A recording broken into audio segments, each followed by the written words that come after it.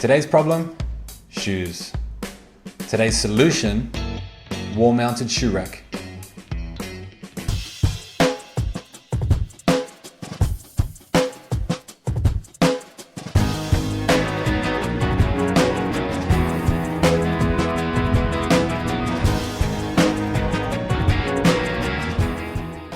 Welcome to Back-to-Back Customs. The first few videos on this channel will be dedicated to organising the garage workspace. Because like many of us, a garage is a garage, also a workshop, a gym, and probably storage for anything else that doesn't fit in the house. Today's problem, shoes.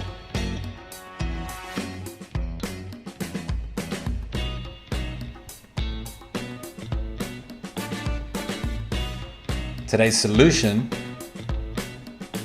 wall-mounted shoe rack.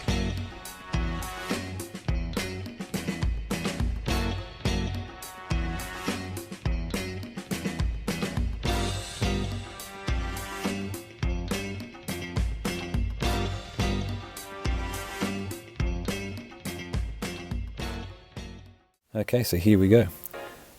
The first thing I did was figure out the spacing between each shelf to make sure that it fits my high top shoes, work boots, and things like that.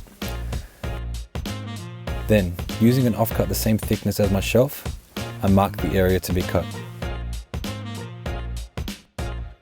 I moved along the length of the timber, marking the distance between each shelf and the area to be cut. Now I cut off any excess material. The height of my shoe rack was 1.8 meters from the top of the skirting board to the very top of the upright.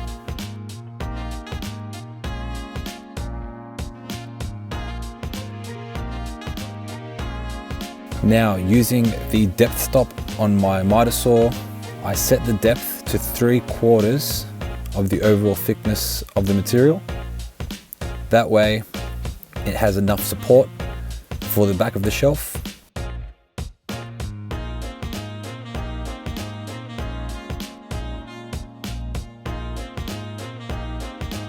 Once I had my depth set, I went along and cut out the rest of the trench. I used a scrap piece of pine between the fence and the workpiece to allow a flat cut across that trench, seeing that the blade is round, and if it's right up against the fence, okay, the back of your trench will end up being curved. You don't need a miter saw to be able to create these cuts in these trenches. Really, it could be done with any handsaw and a chisel, or any handsaw and a miter box, or even a circular saw. If you would like to know different ways to do it, leave me a comment.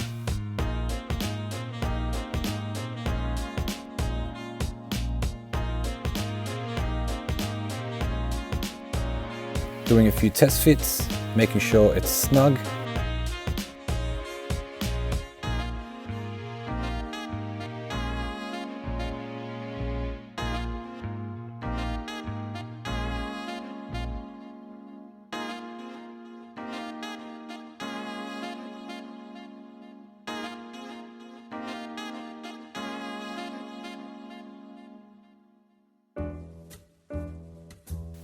Now it's time to make sure the spacing is correct.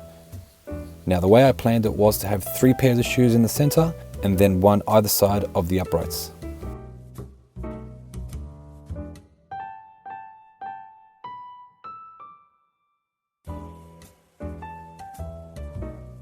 So now I'm marking the center of each trench so I can transfer that line across the back and drill a hole down through the center to allow the screw to go through to attach to the wall.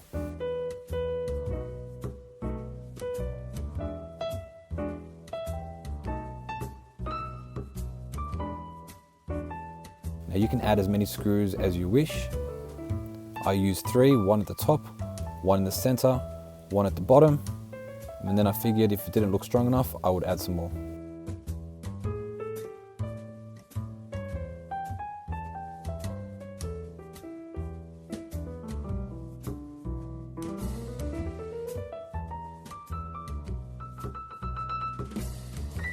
And then it was time to sand.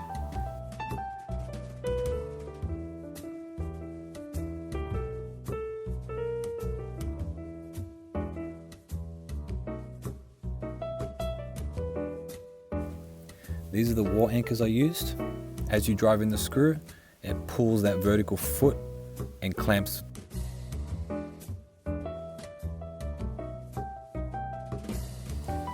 Now the key here is to attach the first wall anchor and use that as a pivot.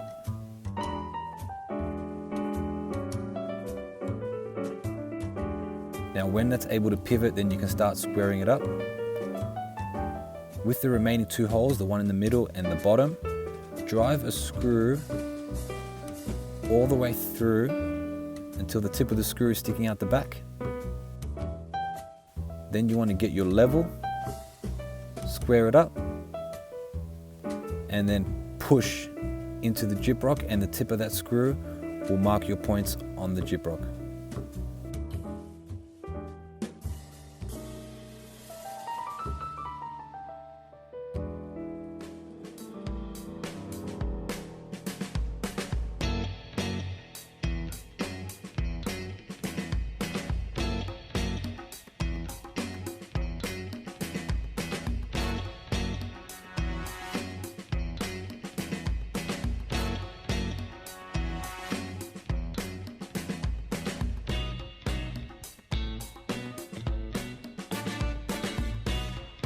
Partially drive the screw in and then pull it out, and that'll pull that foot up against the back of the wall.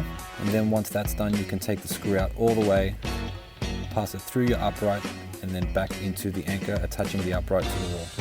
And then it was time for shelves. I wanted to maximize the amount of shelves I could get out of one sheet of plywood. This ended up being roughly 238 millimeters deep after we took into account the loss of material for the thickness of the saw blade. So rip those up.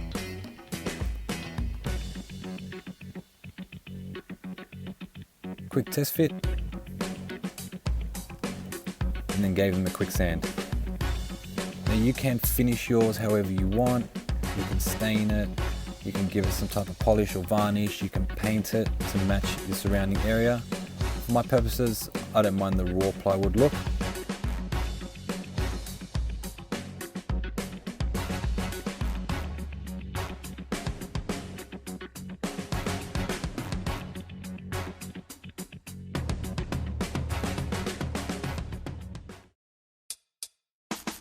And there we have it. Quick and easy project to store those shoes